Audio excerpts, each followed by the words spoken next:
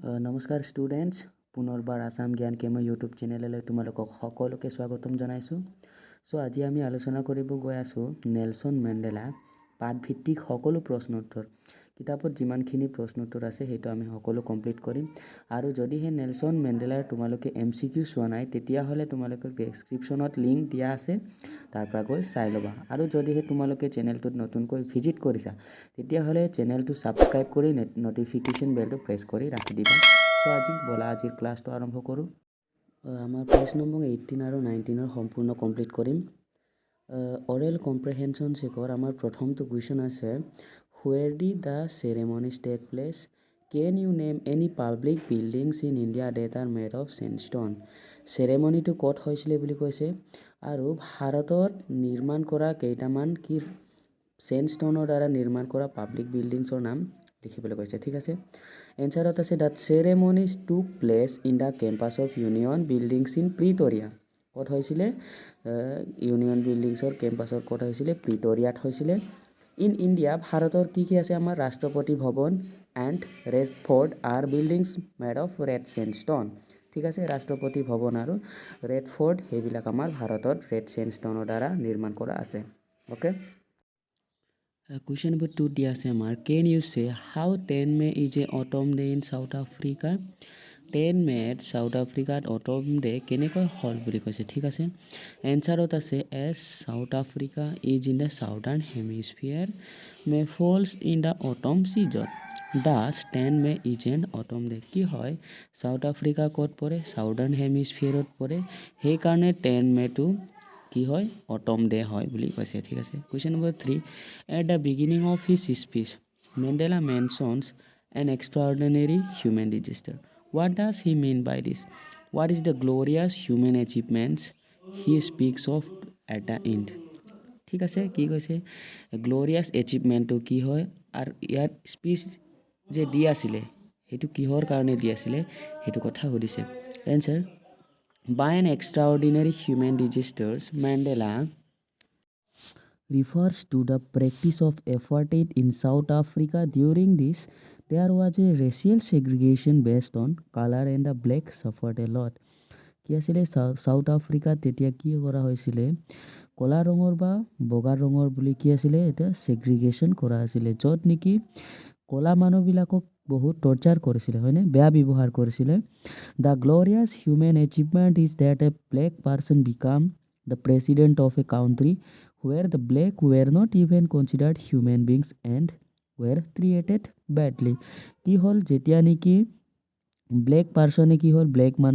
মানুহজনে কি হ'ল, নেলছন মেণ্ডেলা প্ৰেচিডেণ্ট হ'ল, তেতিয়াৰ পৰা য'ত মানে ক'লা মানুহবিলাকৰ বেয়া ব্যৱহাৰ কৰাও শেষ হৈ পৰিল। সেইটোৱে ইয়াত কি বুলি কৈছে? গ্ল'ৰিয়াছ এচিভমেণ্ট বুলি কোৱা হৈছে। Okay, question number 4, what does Mandela thank the international leaders for? মেণ্ডেলাই যে থেংক ইউ দিছে, ধন্যবাদ জ্ঞাপন কৰিছে ইণ্টাৰনেশ্যনেল লিডাৰ্ছবিলাকক, কিহৰ কাৰণে থেংক ইউ দিছে সেইটো কথা সুধিছে। Answer, the time apartheid system was going on in South Africa many countries broke off their relationship with South Africa but when the system is finally came to an end and Mandela became the first black president of South Africa, all their countries' leaders earlier broke off their relationship with South Africa were present there in respect of Mandela. So Mandela thanks all of these international leaders. কি আছিলে? যেতিয়া নেকি এপাৰ্থেইড ছিষ্টেমটো চলি আছিলে তেতিয়া কি হৈছিলে? বেলেগ দেশবিলাকে, অন্য কাউণ্ট্ৰিবিলাকে কি হৈছিলে? ইহঁতৰ ৰিলেশ্যনটো কি কৰিছিলে? ভাঙি ৰাখিছিলে, মানে ইহঁতৰ ৰিলেশ্যন ভাল হোৱা নাছিলে। যেতিয়া নেকি মেণ্ডেলাই কি হ'ল, ফাৰ্ষ্ট ব্লেক প্ৰেচিডেণ্ট হিচাপে গৃহীত হ'ল, ব্লেক প্ৰেচিডেণ্ট হিচাপে হোৱাৰ পিছত সেই ছিষ্টেমটো শেষ হৈ পৰিল, যাৰ ফলত কি হ'ল, আৰু বেলেগ দেশবিলাকে, অন্য কাউণ্ট্ৰিবিলাকে য'ত নেকি মেণ্ডেলাৰ লগত ৰিলেশ্যনটো কি হ'ল, ভাল হৈ পৰিল, যাৰ ফলত নেলছন মেণ্ডেলাই ইণ্টাৰনেশ্যনেল লিডাৰবিলাকক থেংক ইউ দিছে। ঠিক আছে, বুজি পাইছা? Question number 5, what ideals does he set out for the future of South Africa? South Africa ভৱিষ্যতৰ কাৰণে কি আইডিয়াল সেট কৰিছিলে বুলি কৈছে Nelson মেণ্ডেলাই? Nelson Mandela said the ideals of liberating people from poverty and suffering. He also said the ideal for a society where there would be no discrimination based on gender of racial origins. ইয়াত কোনো ধৰণৰ জেণ্ডাৰৰ ওপৰত নিৰ্ভৰ কৰি কি নকৰে কোনো racial discrimination নকৰে য'ত নেকি ক'লা বগা ৰং কোনো বুলি এনেকৈ নাথাকে বুলি সি কি কৰিলে আইডিয়েল ছেট কৰিছিলে ঠিক আছে পেজ নং 21 আছে আমাৰ 1 নম্বৰত আছে what do the military generals do how has their attitude change and হোৱাই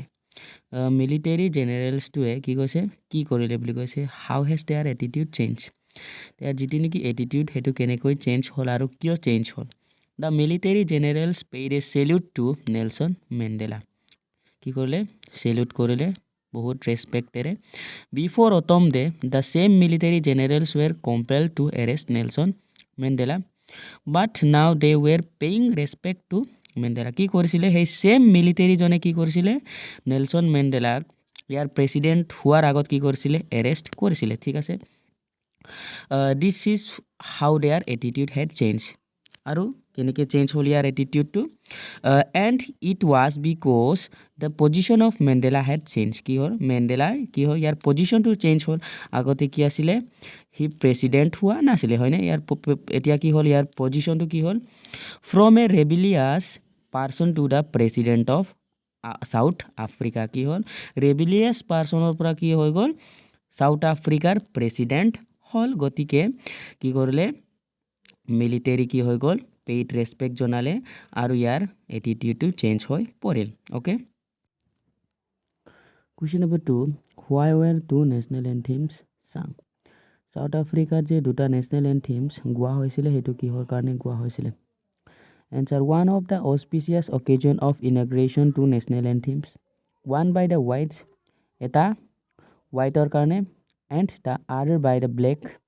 আৰু এটা ব্লেকবিলাকৰ কাৰণে symbolizing the equality of the blacks and whites were sung য'ত নেকি ব্লেকৰ কাৰণে বেলেগকৈ গাইছিলে আৰু হোৱাইটৰ কাৰণে বেলেগকৈ গোৱা হৈছিলে ঠিক আছে আশা কৰোঁ বুজি পাইছা তোমালোকে question number 3 how does Mandela describe the systems of government in his country first one in the first decade and second in the final decade of the 20th century এনচাৰত দিয়া আছে আমাৰ in the first decade of 20th century the apartheid system was prevalent in his country for which the black people were tortured in the most inhuman way প্ৰথমত কি কৰিছিলে ইহঁতে এপাৰ্থাইড system ৰাখিছিলে হয়নে য'ত নেকি ব্লেক মানুহবিলাকক কি কৰিছিলে বহুত বেয়া ব্যৱহাৰ কৰিছিল বহুত বেয়াকৈ কি কৰিছিলে টৰ্চাৰ কৰিছিলে ঠিক আছে তাৰপিছত 2 নম্বৰত দিয়া আছে but in the final decade of the country the blacks were free and government was democratic and non racial final ডিকেডত কি হৈ গ'ল ব্লেকছ মানুহবিলাকে কি হৈ গ'ল ফ্ৰী হৈ গ'ল আৰু গভৰ্ণমেণ্টটো ডেম'ক্ৰেটিক আৰু নন ৰেচিয়েল হৈ পৰিল ঠিক আছে কুৱেশ্যন নম্বৰ 4ত দিয়া আছে what does courage mean to Mandela মেণ্ডেলাৰ মতে সাহস মানে কি সুধিছে for Mandela courage mean to be brave and not absence of a fear but victory over it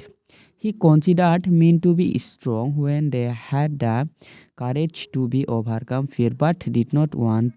a condition where the men become fearless in the society ইয়াত কি কৈছে মেণ্ডেলাৰ মতে সাহস মানে সাহসী বা ভয়ৰ অনুপস্থিতিত নহয় কি হয় তাৰ বৰঞ্চ কি হয় ভয়ৰ উপস্থিতিতে কি হ'ব জয় হ'ব বুলি কৈছে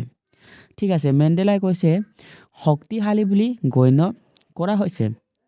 তেওঁলোকৰ হাতত জয় কৰিবলৈ সাহস কি আছিলে বিচৰা নাছিলে য'ত যেতিয়া নেকি তেওঁলোকৰ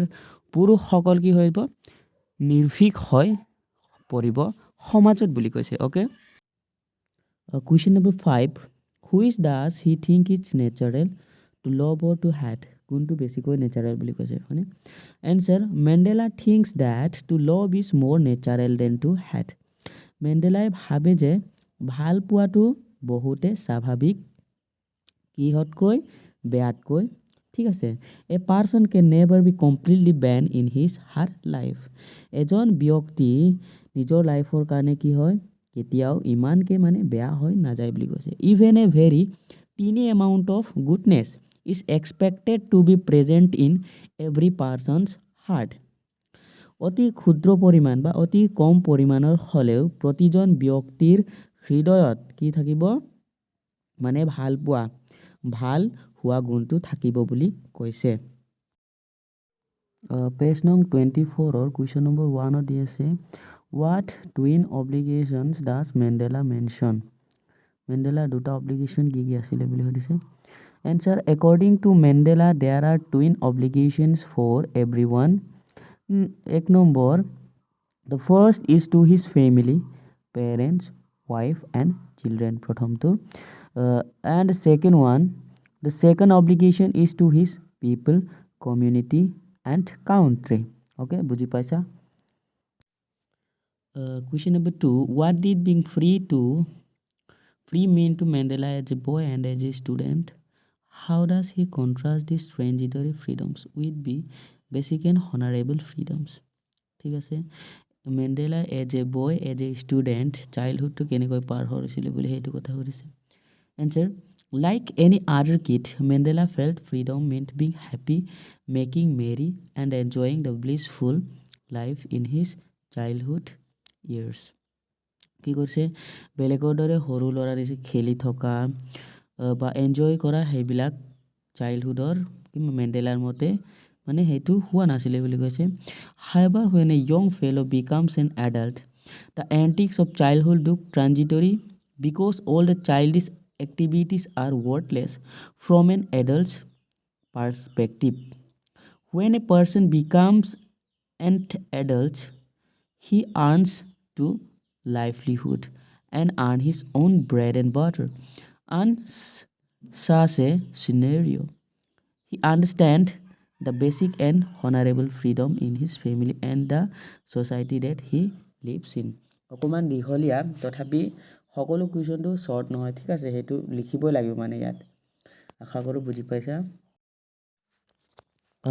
question number 3 does Mandela think the oppressor is free